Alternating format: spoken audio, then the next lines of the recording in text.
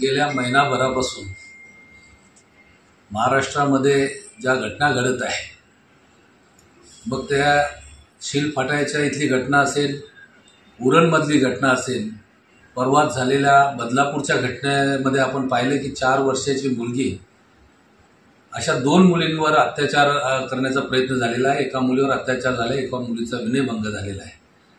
आणि ह्या घटनेमध्ये आरोपीला त्या ठिकाणी पाठीशी घालण्याचं काम त्या ठिकाणचे असलेली शाळा प्रशासन असेल, पोलीस प्रशासनाकडून देखील त्यामध्ये गुन्हा नोंदवण्यामध्ये विलंब झालेला आहे.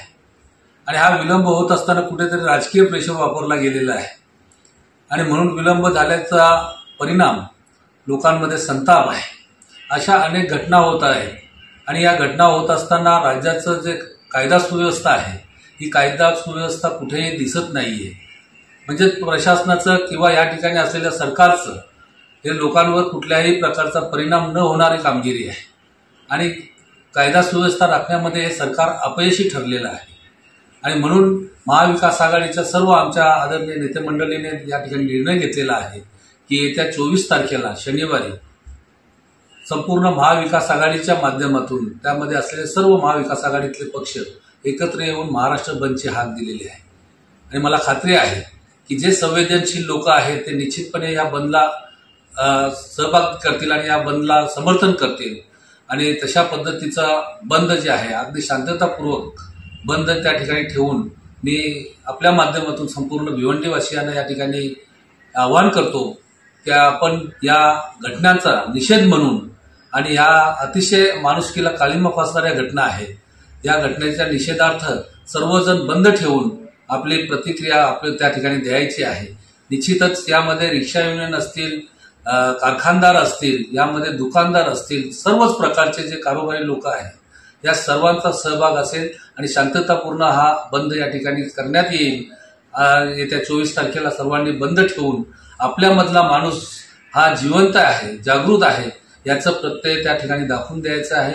एवढंच मी आपल्या माध्यमातून आवाहन करतो. देखिए, बदलापुर का जो 4 साला बच्ची के साथ दुष्कर्म और बलात्कार का जो मामला है, ये निहायत ही शर्मनाक है.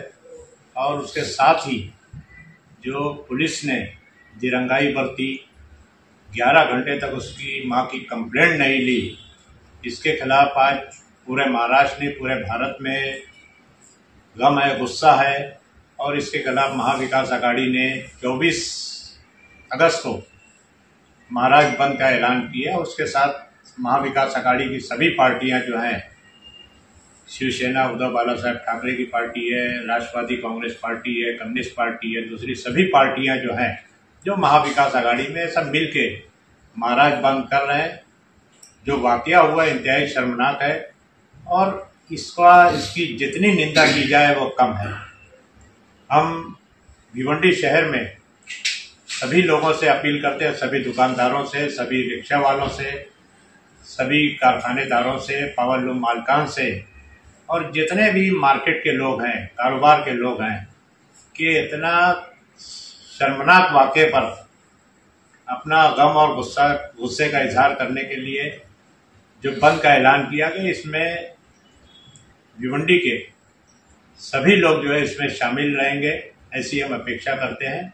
और 24 तारीख को सुबह 9 बजे से लेकर शाम में 5 बजे तक हम सब लोग अपना कारोबार जो है बंद करके अपने गम और गुस्से का इजहार करेंगे.